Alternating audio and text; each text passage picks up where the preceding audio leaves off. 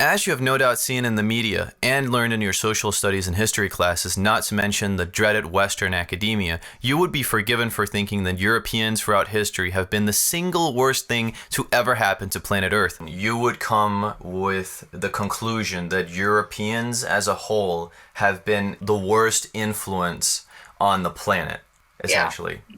Yeah? Yeah. Why?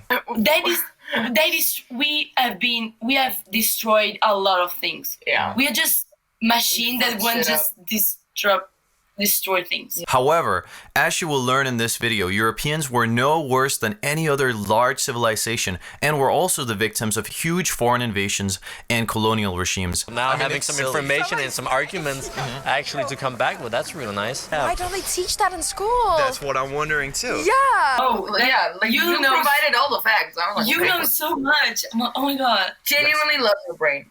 Yeah.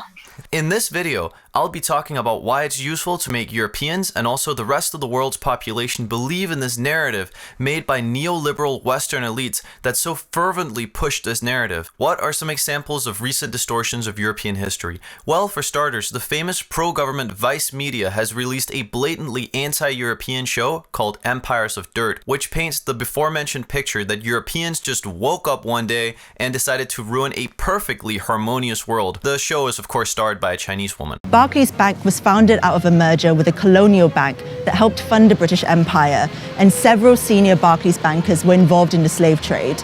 We call them museums, but that's a euphemism. It might be better to call them warehouses of stolen loot. The show doesn't provide any interesting nuance, attacks on capitalism, or critique of the powers that be, but instead is simply another reiteration of practically ancient attacks on Europeans. Empires of Dirt, a show about Europeans getting rich at the expense of everyone else. Imagine if I did the same intro, but replaced Europeans with another racial group. Empires of Dirt, a show about Muslims getting rich at the expense of everyone else. This is giving me some serious Sarah Jean vibes. Some country houses aren't just monuments to slavery. They're also reminders of the worst excesses of the British Empire. And conveniently, she forgets that the country she comes from has acted just as imperialistic throughout its history, but that's besides the point of today's video. Previously, we found out how Bristol was built on sugar and slavery, and how the tobacco lords of Scotland got rich. Throughout the 19th century, it was fashionable for Europeans to venture around the world and to auction houses in search of cool stuff they could take home with them. Wait, hold up, that's not stealing. They bought it fair and square, which is far nicer than what many other civilizations did. And yet the museum is still so nice that they're offering to return some of its collectibles. Give an inch and they'll take your museum. But museums around the world are waking up to the fact that taking items from other cultures and holding on to them is a bad look. Deal. We return this stuff and you return Constantinopolis. It's interesting. Her problem is never that these elites oppressed and exploited people. No, her problem is that they exploited people of another race. She couldn't give a rat's ass about normal working class white people, who she sees as just as much of the enemy as rich white people, if not even more so. Today, I want to give you that much needed nuance about European history and show you that Europeans have been just as big victims of foreign imperialism throughout history, that you shouldn't allow your children to be indoctrinated into this bourgeoisie, anti-worker, anti-European ideology of self-hatred that only benefits rich white capitalist elites with no loyalties to anything but capital, that use revanchist victim narratives and immigration for their own benefit. The first and most criminally unmentioned example of foreign invasions of European soil is the Ottoman Empire. The Ottomans, in fact, ended up taking over the most important European city, that being Constantinople at the time. The Ottoman Empire, which began as this central Turkic confederation from down here, migrated all the way up into here and made vast areas of this into their own personal ethno-state. This included basically genociding a lot of Greeks and Armenians in this area and enslaving them. That's why in the general Turkish and also Assyrians, another genocide that has been very rarely talked about. In fact, Greeks, Armenians, and Assyrians, it is estimated that about 3 to 4 million of them were in fact genocided by Turks themselves. And this is something that is never mentioned to this day. You know, we have all of this stuff talking about, of course, the terrible Jewish Holocaust, but nothing about this just as important and very significant historical event. Imagine if that had never happened. You'd have a huge Assyrian state here, for example, and likely also a much bigger Armenian state, which would dramatically change the geopolitics of today. In general, should white people, Europeans, be ashamed of their history? What do you think? I do not believe white people should, because first of all, it's history, and I do not really believe that saying sorry 150 years after, it doesn't really count for anything. So no, I do not believe that we should say sorry for it. Right. What about you? Yeah, I have the same opinion as him. I don't think it's fair that we have to say sorry for something we didn't do as like human beings. I'm sorry, but I can do nothing about it. Or the Assyrians, the Assyrians. Did you know that the Turks and the Kurds genocided up to 3 to 4 million Greeks about 40 years before 6 million Jews got genocided? Did you know that? Christian, kind of whitish people like us essentially got murdered. You haven't heard anything about it. Have you seen a single movie? No, never. And do you think that's something that we should add to our curriculum? Well, definitely. If you started out with the question of do we have to be ashamed as white people of our black history? No, I do not believe, and especially after hearing this, that there should probably also be some questions, to the black and Arab community. Have you ever heard about that huge No, I have genocide? never actually heard about that. How much have you heard about the Holocaust then throughout history? Yeah, probably a lot in middle school and a bit in high school. Not a lot because my history teacher does not really care about that kind of stuff, but mostly in middle school. Hollywood movies, I take it. Now, while the Ottomans expanded inwards into Europe, what essentially happened was down here in Serbia, Romania, whatnot, where there was a huge Christian population, they either demanded them to convert or to pay a jizya. A jizya is a Muslim tax of sorts. They also demanded them to give off one son each, I do believe, which would then be sent down here and be janissaries, a very important military element of the Ottoman army. This is something, if you ever seen Dracula, you get an idea. You ever seen the Dracula movie where they actually talk about that? Yeah, those are the guys. Those are the guys. And they ended up getting all the way over to Vienna, where they were stopped. Then the winged hussars arrived, where they in fact were stopped heroically by a confederation of different European states who essentially all realized if we don't stop these people, we might as well just learn the 5 pillars of Islam already. Have you ever heard about, for example, the Ottoman Empire? Have you ever heard of that? Yeah, I have heard of that. Do you know what they did to Europeans? Have you ever heard for school what they have done to Europeans throughout history? No, I have not. What if I told you that hundreds of thousands of white Christian children from the Balkans, right? Yeah. They actually got kidnapped into the Ottoman army and it in fact became their version of Lugarden, the Janissaries, taken away from all of their family. And on top of that, all the Christians in a very big part of Europe, this went all the way down to Vienna. It was literally everything from Vienna down to Istanbul that was controlled by them in Europe. And they had to pay a tax. They had to, a lot of them had to convert to Islam. All of these different things. Is that anything you've ever heard in history? Yeah, I'm from Albania myself. I'm half from Albania and there I'm half from Denmark. So I've definitely heard about it. I've heard about it, and Are they Christian Albanians then? Well, my family is cultural Islam, or Muslims in fact. But they don't believe in Islam at all because my mom converted to Protestantism when she was around my age, and I'm a Protestant Christian. Okay. It's something that, is really, a big part of history in the Balkans, but here it's it never happened. Yeah. Nobody knows about this. No, but it's also, of course, the Ottoman Empire is far back in history, so of course we actually but it's actually much closer to now than our own colonial past. I mean, we gave up our own colonies. That's true, but the Ottoman Empire lasted through a long span, so that's, of course, they ended back during the First World War, but they also started back a few they started years. In the 14th century. It was around the Spanish Empire. But people still want to demonize the Spanish Empire. They still want to demonize the British Empire. It actually started around the same time. But of course, it's not, if I do remember correctly, the Ottoman Empire is down the eastern part of Europe, so it's not necessarily the central, which we mostly hear about in history class. That's true. It's not Western Europe. No. But it's still, it's a part of the, I suppose, the European cultural consciousness, and it's something that doesn't really fit into the narrative most of the time. Most of the time throughout history, you hear Europeans were essentially these people who just woke up one day and decided to invade brown people, and that was about it. That's mostly what you hear. Woke up one day, and that was it. For today, interestingly enough, the Turks have gone in the opposite direction of Western European governments and has put loads of government money into glorifying their own imperialist past. They even have a knockoff Game of Thrones and this take on their conquest of Constantinople. Now on your lives. your property, and your destiny.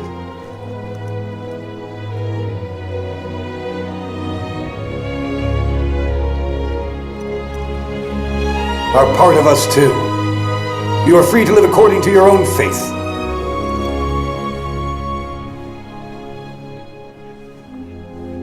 And then they kissed. Just a couple of months ago, I do believe, the most important church in all of Orthodox Christianity, the Hagia Sophia Church, was in fact reconverted into a mosque by Erdogan. Now, when do you hear this Asian Vice reporter talk about that? When do you ever hear her talk about the genocide of Greeks, Armenians, that is also currently going on in the region? That was a pretty good video, but I'm like thinking, like we didn't get that many interviews, so should we? Yeah. No, we can't. I think we should do it, yeah. Totally. Okay, let's do it. You would come with the conclusion that Europeans as a whole have been the worst influence on the planet, essentially. Yeah? Yeah. Why? We have destroyed a lot of things. Yeah. We are just machine that want just destroy things. We have destroyed a lot of things. Yeah. We are just machine that want just destroy things. Yeah. Right. I just but think that way. I have then a question. What makes the other big races not be completely the same? I was Italian, so I studied mostly Italians and Europeans. I have no knowledge or very little knowledge of Asian culture or something like that. So But I mean, can it say can be totally related to European culture. It's just something that I feel have been very much left out. I mean, for example, in Italy, half of Italy for several hundred years was taken over by Muslims, who very brutally raped and enslaved so many women, men, forced them to pay taxes. But we're talking about like, you know, stuff that other cultures and races have generally done. So like in a European context, essentially.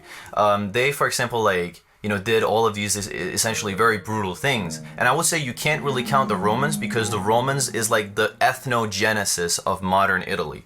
So I wouldn't say that they really count in that way because every single culture, their ethnogenesis is rooted in violence. Like that's just simply how cultures erupt. So I would say when it comes to like both Italian history, in and of itself, like you'll quickly realize that you're like other cultures and races are just as brutal as Europeans. And the same goes, for example, in Spain. Al-Andalus, as it was called back then. This area was completely, or almost completely, except for a small enclave of defenders up here in the north of the Iberian Peninsula, taken over. Down in Al-Andalus, there was in fact countless massacres of Christians and other European minorities who did not want to be assimilated into this new Iberian Muslim culture. In fact, something that is never talked about to this day, which, you know, would in fact be a very patriotic element of European history, but is never talked about, is in fact that I do believe only a couple of hundred Spanish people up here stood against this entire invasion of Muslims, and throughout the centuries, their determination, in fact, managed to reconquer all of Spain, which is now known as the Reconquista, a part of European history that is endlessly attacked by many leftists to this day, as, you know, being an aggressive war against peaceful Muslims who just appeared there out of nowhere in Andalusia.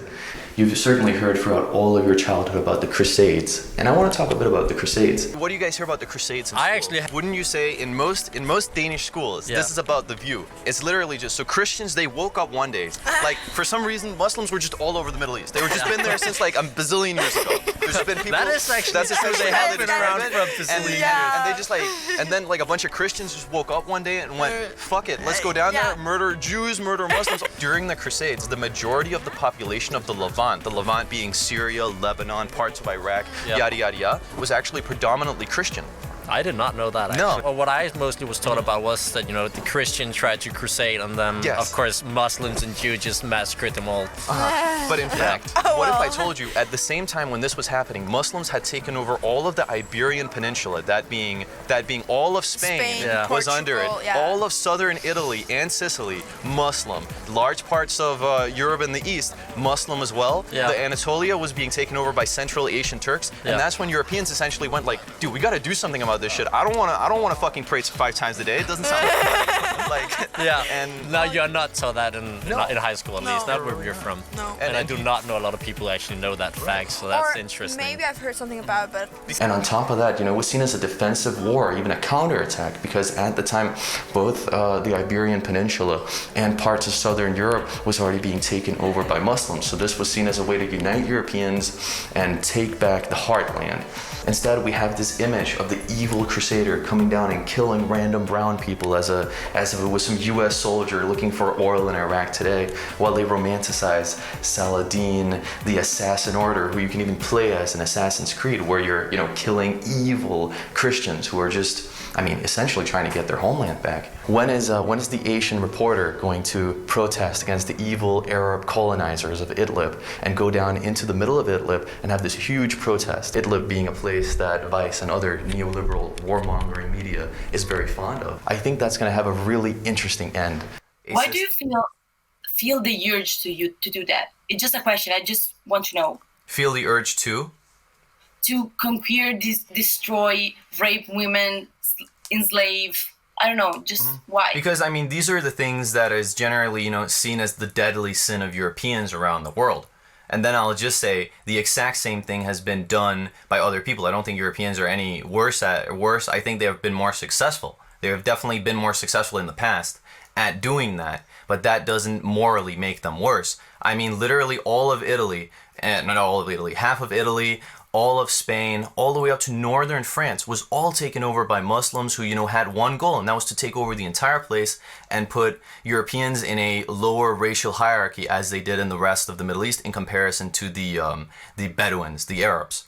And they also succeeded. What you saw, which is something that has been completely neglected in European history, is the invasion by the Ottoman Empire. The Ottoman Empire completely changed the geopolitical landscape. They genocided up to 4 million Greeks, Armenians, and Assyrians simply in the 19th century. And before that, they enslaved Europeans from around the 13th century until the early 19th century in World War I, when they thankfully finally collapsed. And this is something unnoticed in European history. What makes them then better than us when they did exactly the same, if not even worse things? But it's just not talked about because it doesn't fit a specific political narrative. I actually couldn't know how to answer that. Yeah. Because when we in school talk about like the Arabs, we actually talk about not this brutal stuff, but the cultural impact that they brought. Schools are more... So it's romanticized. Suddenly it's actually romanticized in a way. You see? Yeah. Then they suddenly start talking in this way as, this beautiful cultural impact, but completely neglecting exactly the same elements that are also part of Europeans coming a place, which is essentially militarily taking it over, having a monopoly on violence in the area, and enforcing their will, which is exactly what they did. Unfortunately, Britain also stole $45 trillion from India, all the while exploiting religious divisions between the Hindu and Muslim communities and further turning them against each other. And those beloved railways, they became the sites of mass slaughter while Britain sat back and watched. Another important and interesting element was, in fact, the conquest of, also, in fact, by Turkish Muslims, of India. Today, down in Bangladesh and Pakistan, which in fact means the land of the clean, those are predominantly Muslim countries. Now, why are they so? All of this area was under Muslim Turkish control, which was, aided by Arabs and all of the different parts of the Muslim Solidaric Nation, also known as the Ummah. And this is something, again, that's mentioned very rarely. And if it's mentioned, it's mentioned in a very romanticized way. It's never mentioned in this way of, what are these people from Central Asia doing down here? How dare they do all this? How dare they impose a jizya on anyone from the Serbs and the Romanians to the Hindus and the Buddhists down here? Even to this day, we see it in the names of India. For example, Ahmedabad, Ahmed, a Muslim name. Now, one can wonder why nobody ever talks about this huge colonization and conquest when everybody loves to talk about the British, the Danes, the Portuguese, who also came down here. Of course, that's a very noticeable chapter in Indian history, but one forgets also why it was so easy to conquer India at the time. because it was ethnically and religiously completely divided, and there were these warring empires. Did your history teacher ever teach you that over 1.2 million Western and Southern Europeans were kidnapped and taken into slavery by North African Muslims? This happened on the coast of Algeria and Tunisia, which was run as Muslim slaver states aided by, drumroll please, you guessed it, the Ottoman Empire. In his book, Christian Slaves, Muslim Masters, White Slavery in the Mediterranean, Ohio State professor Robert Davis states that modern historians minimize the white slave trade. Gee, I wonder why. An account from an Englishman named Samuel Pepys visiting Algiers reads, "To the Fleece taverns to drink, and there we spent till 4 o'clock telling stories of Algiers and the manner of the life of white slaves there. And truly, Captain Motham and Mr. Daves, who had both been slaves there, did make me fully acquainted with their condition there. How they eat nothing but bread and water, how they are beat upon the soles of the feet and bellies at the liberty of their patron, how they are all night called into their master's bagnard, and there they lie." Catholic orders who receive so much hate today in fact aided in the liberation of countless European slaves in North Africa by simply buying them back from the Muslims. This practice was first ended in 1815 when American Marines stepped in against the North African slave states, finally bringing an end to the practice, one of the very few moral American military interventions. But of course, as a final goodbye, after just having agreed to stop their practices, the North African Muslims decided to massacre around 200 Italian fishermen who had recently been captured, just for old time's sake. Oh, and talking about the Arab slave trade, that reminds me. Yep. Or have you ever heard about the East African slave trade? Ever heard about that? You've heard about it. What is it? East Africans. Oh, yeah. I've heard about it, but I can't recall. Okay, essentially it's this. It was like the transatlantic slave trade, yeah. But you've probably noticed, like, Arabs are kind of like a little bit blackish, but they're not that black. Yeah. Essentially, they took as many blacks, or not even, if not even more, from the Swahili coast, you know, about like Eastern Africa, Tanzania, these types of countries, and they took them all the way out to be slaves in the Arab Peninsula. But the thing is, they didn't want them to breed there, so they simply just cut off their dick and balls, and about 50%, if not more, of them all died from it, and they had a huge amount of slaves. And this is something that's never again talked about throughout history, which is why to this day in the Arab Peninsula and even Turkey, you'll find a couple of black people, and they never talk about it. That's actually some nice information to actually have. Why don't they teach that in school? That's what I'm wondering too. Yeah. You gotta become a history teacher and teach them. That's a big part of our history. It's a big part of our history. I think we should teach that in school because we need to see every aspect of the story. Precisely. So why not teach about it? And these are incredibly interesting historical events that are never covered. Why do you think they aren't covered? Because it isn't against white people. Exactly. You have it right there. It doesn't fit the narrative. Yeah. Exactly. And it's something that you've never like heard about before. No, and I'm definitely glad for hearing that perspective because I actually have a lot of conversation with my friends, you know, about the saying the N-word, if that's, you know, the perspective and that, and how the white people should be ashamed. So now having some information and some arguments actually to come back with, that's really nice. You know, not involving this part actually takes a lot of pride away from Europeans because we have a lot to be proud of. Wasn't one of you Polish or something? Yeah. But I lived most of my life in China, so I don't really know much about it. That's really cool. Well, if it hadn't been for the Poles in the Battle of Vienna, all of Europe today would be colonized by Turkish Muslims. And it's interesting that they never mention this. There's like a completely different narrative that you never hear. Like European history is never presented as something heroic, as like a fight against different oppressors throughout history. It's represented as something to be ashamed of and something to change by, you know, completely abandoning our past culture and changing into, you know, some sort of postmodernist, globalist, neoliberal utopia. You know, so many of our own ancestors throughout history. Do you know Skanderberg? Skanderberg? Yeah. Skanderberg. Yep. Who was he? He's the almost like hero to Albania. Yes, and who was he? He fought some war. He fought the Ottomans. Yeah, he fought the Ottomans. He has like the biggest statue in Tirana, like the biggest city or something in Albania, and we love him. Like they have like holidays where they just say, "Oh, Skanderberg!" Yeah, but not only that. When I tell people like, "Oh, I'm from Albania," they're like, "Oh, so you're just Muslim?" And I'm like, "No, I'm not. No, it's not even close." And not only that, they don't know that we were like under a like regime. Yeah, you were conquered by them. You were forced into it. Yeah. My mom didn't want to be a Muslim when she was growing up, and they took everything away from our family. It's a horrible history. We don't learn about it. No. I always tell people, and they're like, "Whoa, really? I didn't know that." Yeah, no shit, you didn't know that. Right. You don't get you don't know that. They don't tell us those things in school. Right. I mean, they have to make time for all the evil crusades and all of course. that time, so you don't have time for that anymore. It's the Christians and the Europeans who's the bad ones. Yeah. Always. Never forget. Never forget. White people are bad. Very. But other than the Ottoman Empire, two very important incursions of Muslims were also recorded in European history, something which is very rarely talked about. One was the invasion down into southern Italy. Now, I'm sure some people would say that all of this is, a museum of stolen loot, of artifacts which don't belong here. This evil stolen loot, in fact, portrays a different history as well. These are in fact Muslim artifacts from Sicily and I think, southern Italy as well, which was for a long time under Muslim rule. This was a region whose women, were obviously taken into sexual slavery. This was a religion and a culture which was forcefully imposed upon them. If this had been done in other places, you would have a very long revanchist victim narrative about it, which would go on to this day about this is the reason why Italy's poor. This is not anything that's mentioned, but it's very beautiful. In fact, look at these artifacts.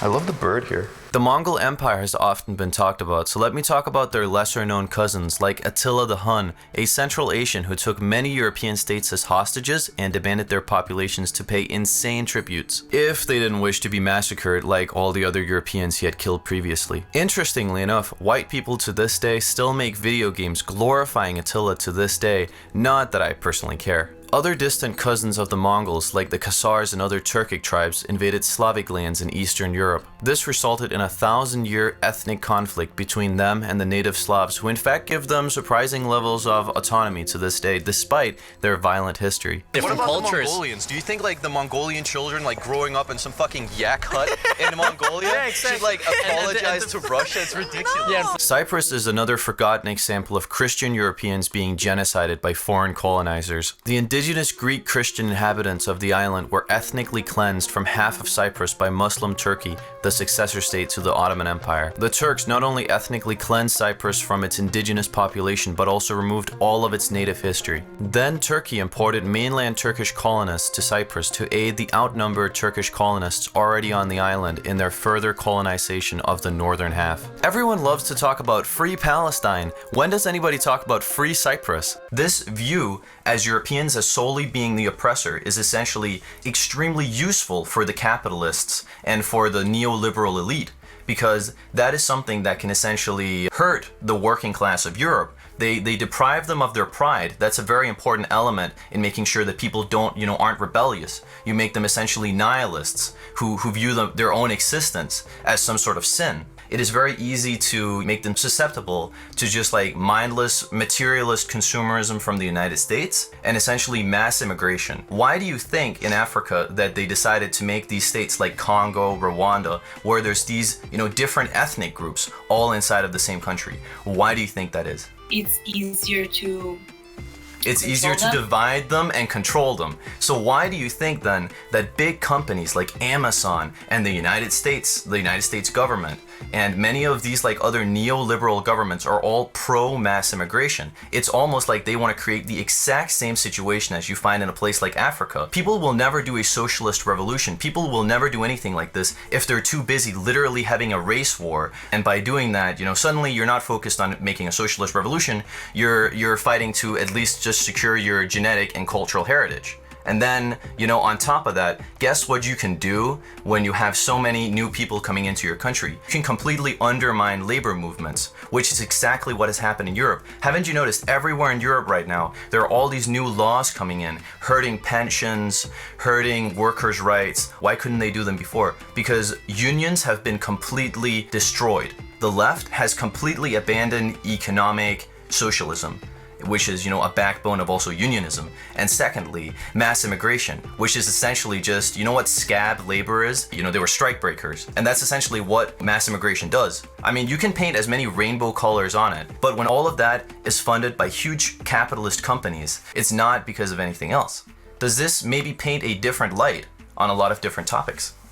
Not from a hateful, evil perspective of, ooh, we must hurt people, but simply, history isn't what you see on BuzzFeed. History isn't what you see on Now This. those are both, big capitalist companies. That's literally what they are. They are totally in bed with the American government, the American deep state, big companies, and they would never, ever say anything revolutionary. They have perfected the art of pretending that you can think. You get what I mean? They want you to think that you're revolutionary. They want you to think that you can make a difference by doing this and that. But essentially, you're only aiding in your own destruction. You can be as tolerant of a wage slave who work a minimum wage, and that is something that only benefits one single population group, and that's the elite. The same elite who support, we need more Muslim immigration, we need all of this. They're the same ones who the same day will be supporting drone bombs of small Syrian children. So when you go out, when you follow what these people tell you, you are just a tool. Like you're nothing else. Was this political speech a little bit different than what you maybe hear usually in university? Yeah. Yeah.